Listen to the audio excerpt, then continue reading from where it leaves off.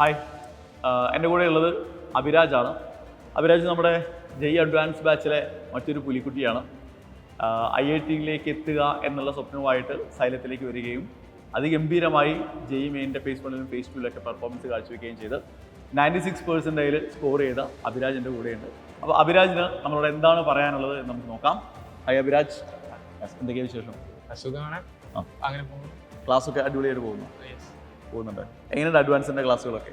അടിപൊളിയാണ് sir, teachers പൊളിയാണ്. എങ്ങനെ ശരിക്കും സൈലത്തിലേക്ക് എത്തിപ്പെടുന്ന അഭിരാജ്? നമ്മളെ +2 മാരത്തോൺ ക്ലാസ്സസ് അത് പിന്നെ സജീവമായിരുന്നു. എല്ലാവരെയും പോലെ തന്നെ അല്ലേ?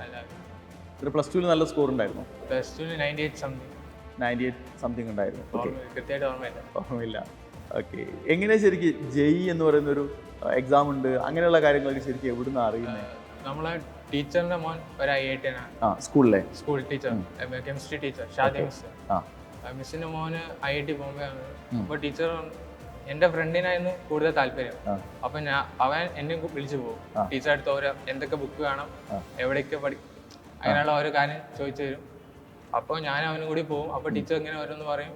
അപ്പോൾ ടീച്ചർ ഒരു ദിവസം പറഞ്ഞു, മൂപ്പരെന്ന് വെച്ചാൽ +2 കഴിഞ്ഞിട്ട് ഒരു വർഷം റിപ്പീറ്റ് ചെയ്തു കിട്ടി. അപ്പോൾ ഒരു കോൺഫിഡൻസ് ആയി.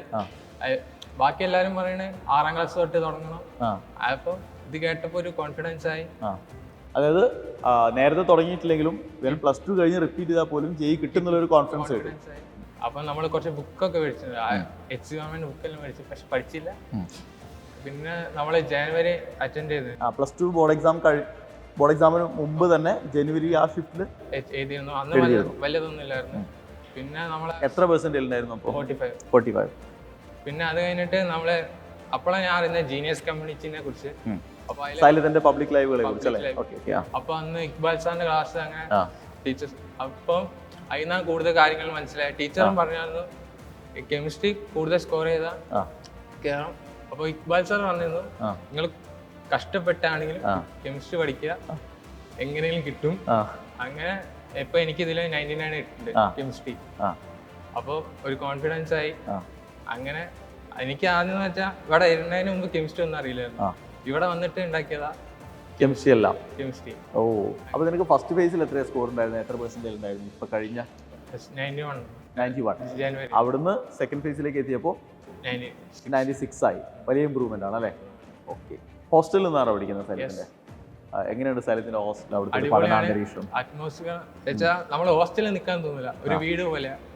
വാർഡനെല്ലാം കെയറിംഗ് ആണ്, ഫുൾ സപ്പോർട്ടാണ്. പഠിക്കാനും ബാക്കിയുള്ള കാര്യങ്ങൾക്കെല്ലാം ഫുൾ സപ്പോർട്ടാണ്. നമ്മളെ ഇടയ്ക്ക് വന്ന് നോക്കും, പഠിക്കുന്നുണ്ടോ നോക്കും. അങ്ങനെ സ്ട്രെസ് ഉണ്ടായിരുന്നു? സ്ട്രെസ് അങ്ങനെയല്ല, ഫുൾ നമ്മളെ അറ്റ്മോസ്ഫിയർ നല്ല സെറ്റ് ആയിരുന്നു. അപ്പോൾ ഇപ്പം നമുക്ക് ഡൗട്ടൊക്കെ വന്നു കഴിഞ്ഞാൽ നമ്മൾ എങ്ങനെയാണ് അത് ക്ലിയർ ചെയ്തിരുന്നത്? സൺഡേസിൽ സാർമാർ വരും, ഹോസ്റ്റലിലേക്ക് വരും. പിന്നെ ഇവിടെ ഉണ്ടല്ലോ ക്യാമ്പസിൽ, അവിടെ പോകും.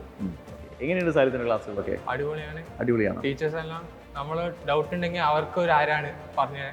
ഓ ശരി, ചോദിക്കും നിങ്ങളെക്കാൾ ആരാണ് ടീച്ചേഴ്സും ഡൗട്ട് ക്ലിയർ ചെയ്ത് തരാം അല്ലേ? അവർക്ക് വലിയ താല്പര്യം ആണല്ലേ? ഓക്കെ, മെറ്റീരിയലോ? കാരണം നമ്മളിപ്പോൾ ജെയ്ക്ക് പ്രിപ്പയർ ചെയ്യുമ്പോൾ മെറ്റീരിയൽ ഭയങ്കര പ്രധാനപ്പെട്ടതല്ലേ? എങ്ങനെയുണ്ട് സൈലത്തിന്റെ മെറ്റീരിയൽ? സൈലത്തിന്റെ മെറ്റീരിയൽ അടിപൊളിയാണ്. ഞാൻ കൂടുതലും നോട്ട്സ് വെച്ചാൽ പഠിക്കുക.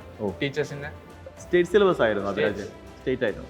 സ്റ്റേറ്റ് സിലബസ് നേരെ ജെയ് കോച്ചിങ്ങിലേക്ക് വരുമ്പോൾ എന്തെങ്കിലും ബുദ്ധിമുട്ടുകളോ പ്രശ്നങ്ങളൊക്കെ ഉണ്ടായിരുന്നു? സ്റ്റാർട്ടിങ്ങിൽ ഉണ്ടായിരുന്നു. ഓക്കെ, പിന്നെ എങ്ങനെയാണ് അതിനൊക്കെ മറികടന്നേ? ടൈം എടുത്തു, പിന്നെ ശരിയായി. ആദ്യം ഉള്ള പോലെ അല്ലല്ലോ ഇപ്പോൾ, ഒരുപാട് ചേഞ്ച് ആയി പോയി. ശരിയാ. ഇനിയിപ്പോൾ അഭിരാജിന് ശേഷം ഇനിയും കുറേ ആളുകൾ സൈലത്തിലേക്ക് വരാനുണ്ട് അല്ലേ? അടുത്ത തലമുറ വരാൻ, അടുത്ത ജൂനിയേഴ്സ് വരാനുണ്ട്. അവരോട് എന്താ അഭിരാജിന് പറയാനുള്ളത്? ഡിഫിക്കൽട്ട് അല്ല, നിങ്ങൾക്ക് എന്ത് പേടിയുണ്ടായാലും ഇവിടെ സാർമാരുണ്ട്, അവരും മതി. ഓക്കെ, അപ്പോൾ നന്നായിട്ട് വർക്ക് ചെയ്യാൻ പറ്റുന്ന ആർക്കും ഇങ്ങോട്ട് വരാം എന്ന് തന്നെ അഭിരാജ് പറയുന്നത് അല്ലേ? അപ്പോൾ അഭിരാജ് ഗംഭീരമായിട്ട് അഡ്വാൻസ് എഴുതുക. നമുക്ക് IIT-യിൽ എത്തിയിട്ട് വീണ്ടും നമുക്കൊരു വീഡിയോ ഒക്കെ എടുക്കണം. All the best.